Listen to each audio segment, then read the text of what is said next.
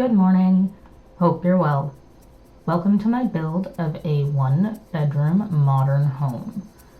So lately I've really loved the way that the pools going through the houses have looked. It's been something that I've been seeing a lot on a lot of streams, on a lot of YouTube videos, and I just think it's really, really beautiful, and it's definitely something that I would want in my dream home.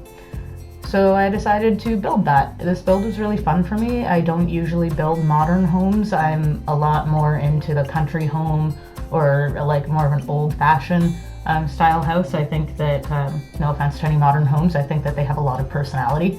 So I find them a lot more fun to build. But I actually had a really, really good time building this one. So I started this build by laying down the pool. It's the main focal point of the house, so I wanted to make sure that your eye was really drawn there. And then I built the actual shape of the house around that.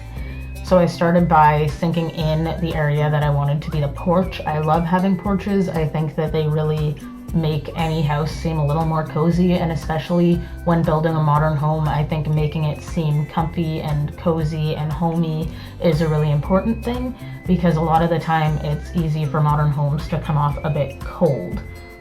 So I was trying to avoid that. So I moved on to the second floor now, and I'm just really framing in what I want the shape of this building to be. In the beginning, I thought that it was going to have probably 3 bedrooms at the very least, but in the end this just ended up being a 1-bedroom house. It just didn't have the space with the need for the pool to have as many bedrooms as I wanted. And if you really wanted to, if you download this house, you're welcome to add another room. You could definitely stretch out a wall or two and throw one in there, even take one of the pre-made rooms. It would fit in there pretty nicely. But I just decided to keep it a 1-bedroom for now. I mainly made that decision based on the fact that I wanted to have a foyer or like a grand entrance. No one can see the finger quotations I'm doing, but it's definitely like a miniature grand entrance. But I do like to have like a nice little opening or welcoming into the house. It just keeps everything nice and inviting. So I'm opening up a couple of balconies here. I like to have a few decks in a modern home. I think normally there's a few at least, like a big wraparound one or a rooftop balcony, which is actually what I went with. I went with a rooftop balcony. I think that really tied the house together nicely. And as you saw, I just added a door there as well, and then I'm adding a couple windows on the inside by the pool. I think it's kind of a nice little peekaboo shot as you pan by the side of the building to be able to just see inside, which is where I ended up putting the staircase that goes upstairs. The secondary upstairs staircase, I suppose I should say. So I'm just gonna add a couple of patio doors here, and then we're gonna do a little bit of a time jump, and I'm going to finish the walls and the flooring. That took me way longer than I would like to admit. I wanted to have a paneled look going from wood to brick to stone. And in the end, I think it looked really, really good, but it took me a really, really long time, and it wasn't a clean thing to watch, unfortunately. So I cut that out. I saved you guys the pain of having to watch me struggle through deciding that, but I really did like the color that I came up with in the end for the flooring.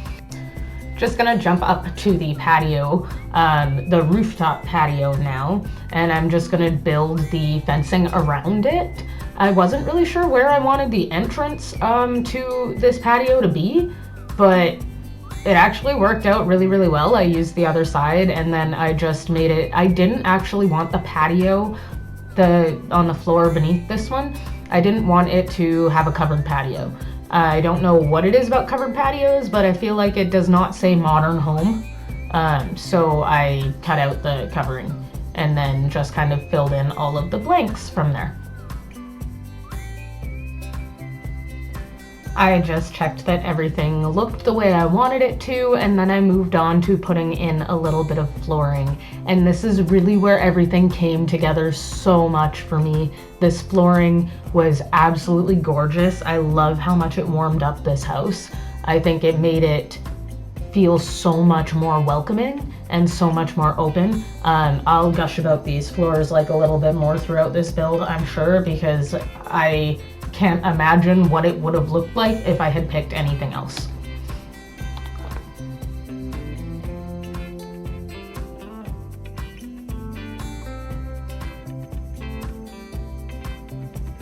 So I'm starting the patio here, and I've raised it up a little bit, and then I decided against using a gate at all. So the whole time I had this gate and I just was not feeling it. I don't know why I couldn't figure out how to make it work, but it just wasn't working.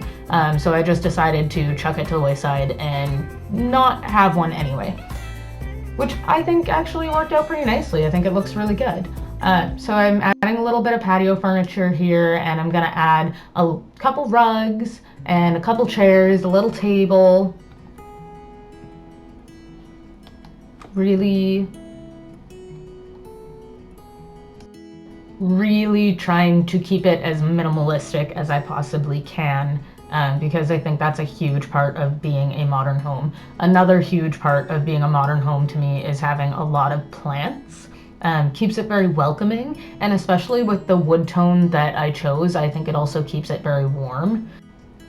I really loved the flooring. I think that the orange and the warm tones in it really bring a lot of beauty to the house. I think that it makes it really welcoming and really inviting. And then on that note as well, I think that plants also are a nice way to brighten up the coldness of a modern home. It feels very industrial to me a lot of the time, and I like to bring the nature back in just to keep everything feeling fresh. And then with that, I added a couple more little trees, and then that's about it for the patio, and I'm gonna move on to the landscaping now, which to me is my favorite part. I think that's really when a house actually comes together. So I'm just putting a couple of extra trees back there and filling in the landscape, so when you look at the house from the front, it tells a story. Just messing around with a couple different colors and a couple different sizes. I really wasn't sure whether I wanted this to be more of a tropical house or what I wanted it to look like in the end. But weirdly, I really liked the way those trees looked stuck inside of each other. I didn't end up going with it. If they were closer to the same tone, I actually probably would have from the second floor over to the staircase, but I decided against it, and then I just put a door at the base of the staircase instead, and it's kind of just a straight shot up. Then I took a little bit of that fence and I stuck the fence on the edge as well, realizing I didn't think it matched. I kind of found one that I think worked a little better, and then I put a couple little bushes on the side of the building over here, and I think it looked so cute.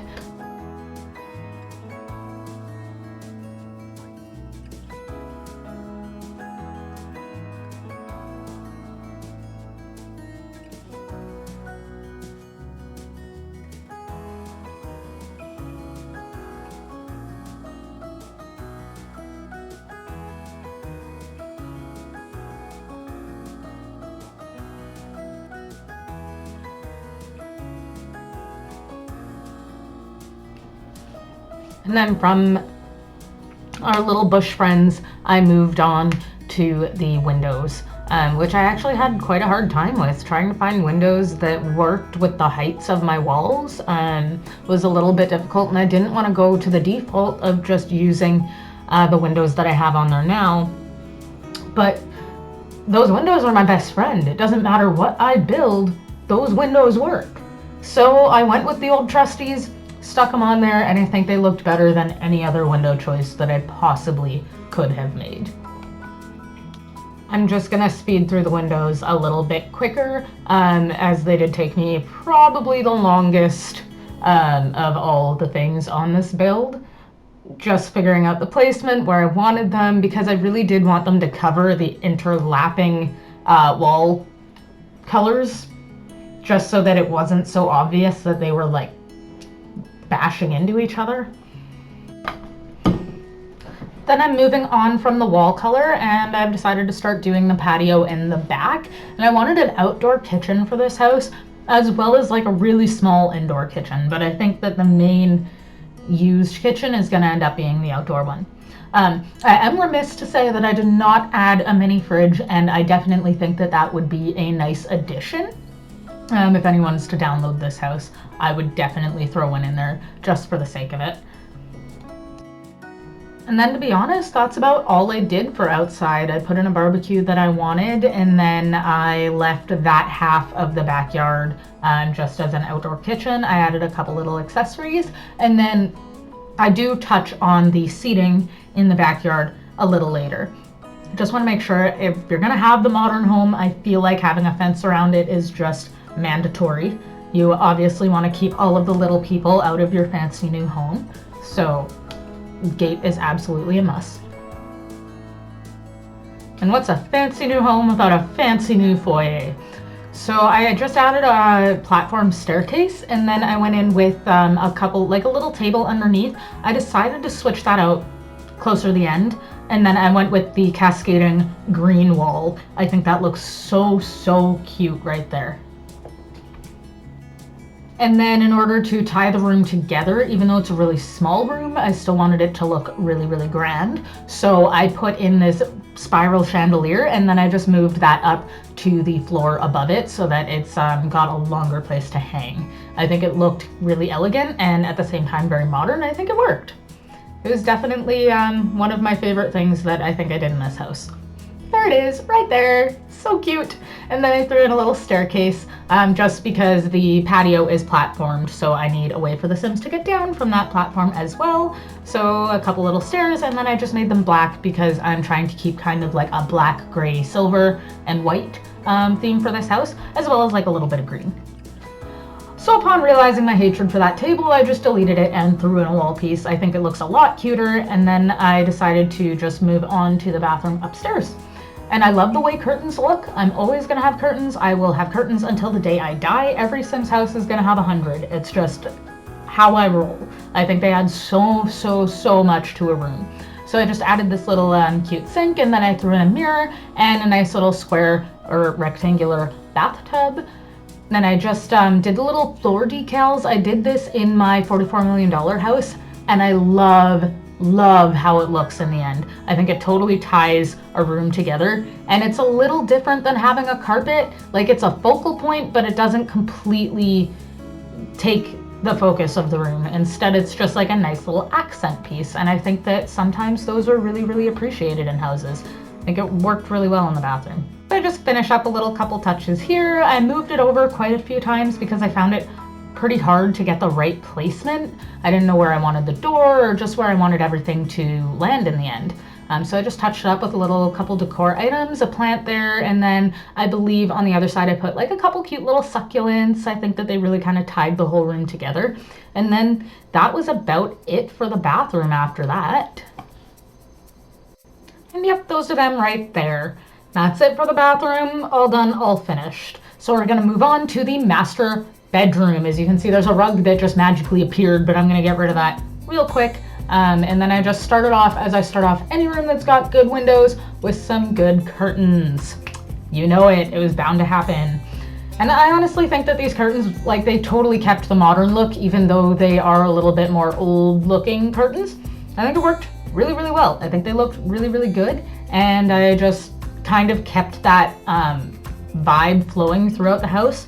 I made a closet. I feel like it doesn't matter what build I'm gonna be building, I always want a closet. If you have a house, if you have a bedroom, there's a closet in it, always. So omitting that makes no sense to me, ever. So doesn't matter what I build, you're gonna have a closet.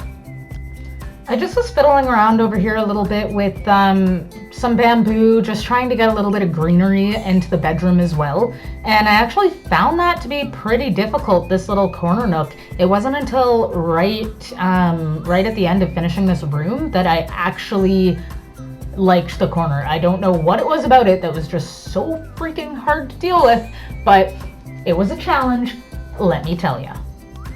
So I just went with a couple of curtains, and I think that they look really cute. I changed them to black, and I also changed the cabinet that's inside the closet because the one that's in there now I just think fit a lot better. And then this is when I was kind of messing around with that little corner, trying to find a way to throw a little bit more greenery into the room. And I totally love that little wicker chair that I ended up coming up with, and it might not scream modern, but I totally love it, and I think it matched the house really well.